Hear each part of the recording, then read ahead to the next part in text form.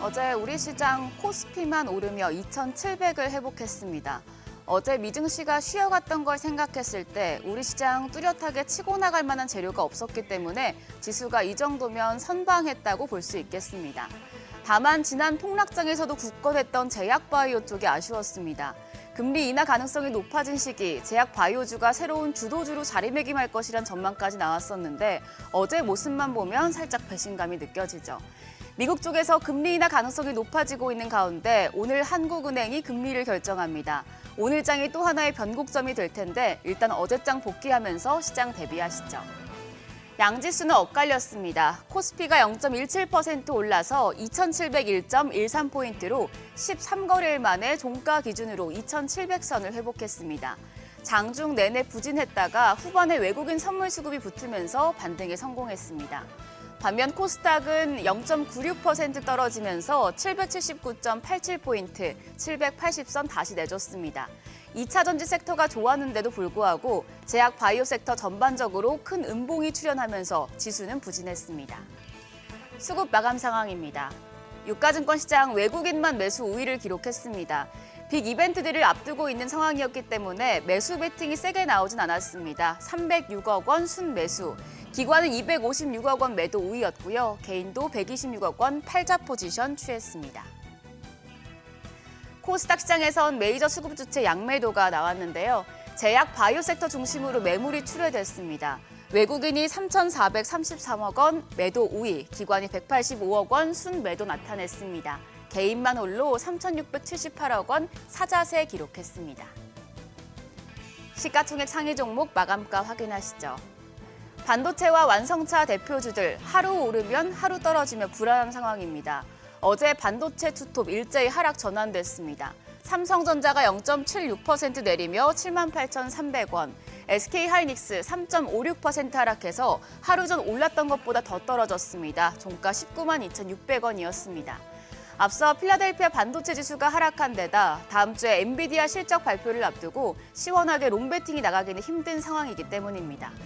더불어서 현대차가 1.37% 하락, 기아도 0.39% 약세, KB금융 3% 내렸습니다. 반면에 2차 전지 대표주에서 장대 양봉이 나왔죠. LG에너지솔루션 6.06% 상승세 시현했습니다. 배터리 안전진단 소프트웨어 사업을 시작했다는 소식에 행선지 없는 수급이 이쪽으로 쏠렸습니다. 더불어서 삼성 바이오로직스 8거래일 만에 4.5% 시세를 냈습니다. 낙폭과대 저가 매수 매물이 들어온 영향이었고요. 셀트리온도 1.83% 상승, 신한지주도 0.68% 추가적으로 오름세 기록했습니다. 코스피 2차 전지 대표주의 상승은 코스닥 시장 관련주에도 온기를 불어넣었습니다. 에코프로비엠이 2.74% 올라서 17만 6,300원, 에코프로가 3.29% 올라 시총 3위 자리를 되찾았습니다. 그 밖에 휴젤과 클래시스 등이 플러스권이었고요. 문제는 제약 바이오 쪽이었습니다. 알테오젠이 4% 가까이, 그리고 HLB가 9.75% 급락했고요. 삼천당 제약이 3.95%, 리가켄바이오가 1.51% 추가적으로 하락했습니다. 어제 유한양행의 항암제 렉나자가 국산 항암제 최초로 미국 FDA 승인을 받았다는 소식에도 업종 전체적인 추가 상승 모멘텀보다는 새로운 재료로 작용한 영향이었습니다. 환율은 소폭 올랐습니다. 정규장 마감 시간 기준으로 달러 대비 원화의 환율은 3원 70전 오른 1,336원 20전에 거래를 마쳤습니다. 저가 매수와 또 급락에 따른 어느 정도의 되돌림이 나타나고 있는데요. 이후에 외환시장 마감 시간 환율은 소폭 떨어지더니 역외 환율은 1,334원 수준까지 내렸습니다. 오늘은 금통위가 예정돼 있기 때문에 환율이 좀 위아래로 튈 가능성이 있는데요. 다만 금통위에서 큰 코멘트 없이 무난하게 마무리가 된다면 1,320원 후반에서 1,330원 중반 레인지를 유지할 것이란 전망도 나옵니다. 어제 제약바이오 섹터에는 참 힘든 하루였습니다. 유한양행 렉나자의 미 FDA 승인 소식이 기대감을 더 키울 줄 알았는데 장 초반에 급등하다가 바로 세론이 나왔죠. 제약 바이오 섹터 전반적으로 무너졌는데요. 지난 폭락장에서 제약 바이오 쪽이 그나마 튼튼한 모습을 보여줬기 때문에 더 배신감이 큰 하루였습니다. 다만 여기서 끝은 아닙니다. 증권가에서는 K바이오 기업들이 2차 레벨업을 준비하고 있다는 긍정적인 전망을 내놨습니다. 키움증권은 앞으로 펀더멘털의 개선은 유한양행 같은 대형 그리고 전통 제약사가 주도할 것이라고 내다봤습니다. 아직까지 기술 이전의 협상 우위는 빅파마 기업들이 보유하고 있지만 대형 전통 제약사의 투자 규모나 임상 파이프라인 수 등이 바이오텍과 비교해서 훨씬 많습니다.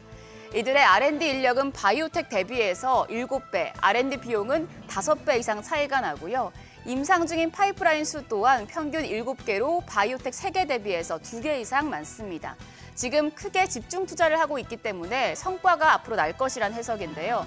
렉나자를 시작으로 국산 신약의 미국 진출이 활발하게 이어지면서 대형 전통 제약사들의 수익성 개선도 지속적으로 이어질 것이란 분석입니다.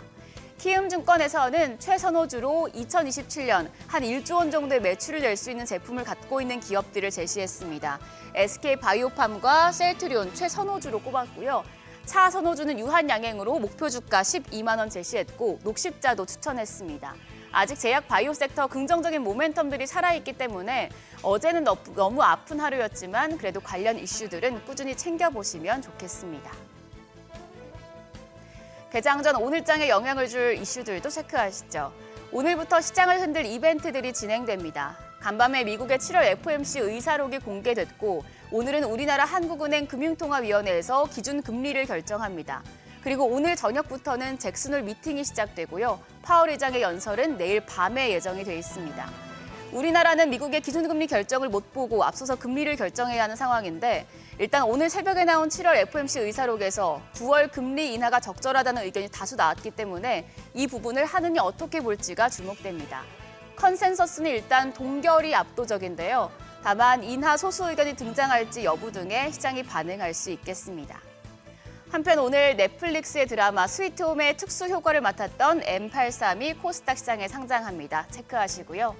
어제 시간의 거래에서는 전력과 전선 관련주가 강했습니다. 전선조합이 우크라이나 재건사업 간담회를 열고 우크라이나의 대규모 전력망 복구 사업에 협력하겠다는 영향을 밝힌 영향이었습니다. 재룡산업과 세명전기, 대원전선 등 다수의 전력과 전선 관련주가 올랐는데요. 오늘장까지 이런 흐름 이어질지 체크하시죠. 미국의 FOMC 의사록과 연간 신규 고용 전망치 등 모든 이슈들이 지금 미국의 9월 금리 인하를 가리키고 있습니다. 미증 증시가 다시 상승세로 돌아선 상황에서 우리 증시도 하는 금통위만 잘 소화해내면 좋은 모습 보여줄 수 있을 텐데요. 금통위 결과와 이에 따른 영향 확인하시면서 시장 대응하시길 바랍니다. 지금까지 어제장 오늘장이었습니다.